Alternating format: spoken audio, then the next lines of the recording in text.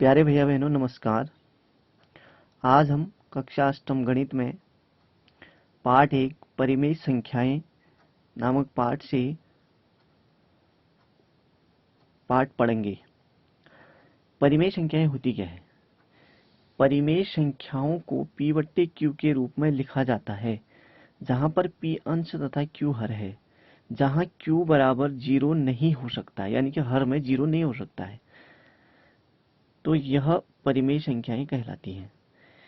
इसी में क्रम विनिमेयता पर आते हैं हम।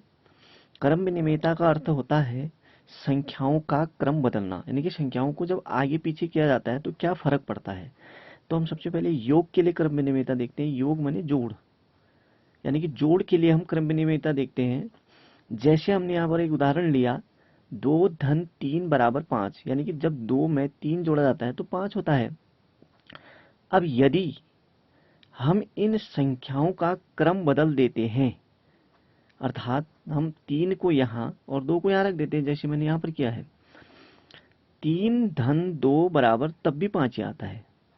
यानी कि देखा आपने, जब 2 और 2 में 3 जोड़ा तब भी 5 ही आया, जब 3 में 2 जोड़ा तब भी 5 ही आया। तो हम कह सकते हैं कि जो क्रम विनिमेयता का गुण है वो योग पर कार्य करती है।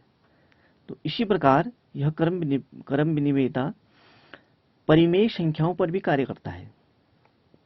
जैसे हमने लिया 2/3 धन 5/7। अब हम जानते हैं कि ये नहीं जुड़ता है। क्यों नहीं जुड़ता है? अभी सीधे नहीं जुड़ सकता है। क्यों नहीं जुड़ सकता है? क्योंकि इनके हर समान नहीं है। यहाँ 3 है, यहाँ 7 है, तो हमने 3 और 7 का लॉसो 21 लिया। 21 लॉसो लिया तो हम क्या करते हैं, ये हर से 3 21 के रूप में कब कब चेंज होगा? जब 3 को 7 से गुणा करेंगे 21 आएगा, तो 7 से 2 को भी गुणा करेंगे 14 आया। 7 से 21 में भाग दिया 3 बार गया, यानी कि 7 या 21, तो 5 या 15, यानी कि हमारा योग आ रहा है 29/21। अब हम इसका क्रम बदल देते हैं, 5/7 को आगे रख देते हैं और 2/3 को पीछे ले आते हैं। तो हमने देखा 5/7 धन 2/3, इनका लॉसो लेके हर समान किया। क्या हुआ, पहले 14 आगे था, 15 पीछे, 15 आगे आ गया, 14 पीछे चले गया, तब भी 29/21 आता है।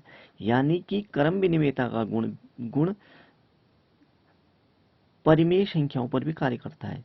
अर्थात हम कह सकते हैं a plus B is equal to B plus A, यानी कि संख्याओं का क्रम बदलने पर, जब हम किसी संख्याओं को जोड़ते हैं तो क्रम बदलने पर उनमें कोई अंतर नहीं आता है। अब यही चीज हम घटाने पर भी देखते हैं। क्या घटाने पर क्रम विनिमेयता कार्य करती है या नहीं करती है? तो जैसे हमने देखा कि 3 में से हमें 2 घटाना है। अब आपको पता है कि 3 में से 2 घटाने पर क्या होता है, 3 में से 2 घटाए तो 1 आता है। परंतु जब हम 2 में से 3 घटाएंगे, अब 2 छोटा हो गया 3 बड़ा हो गया, तो हमें पता है ऋण 1 होता है। तो यानी कि यहाँ पर उत्तर एक जैसा नहीं आ रहा है।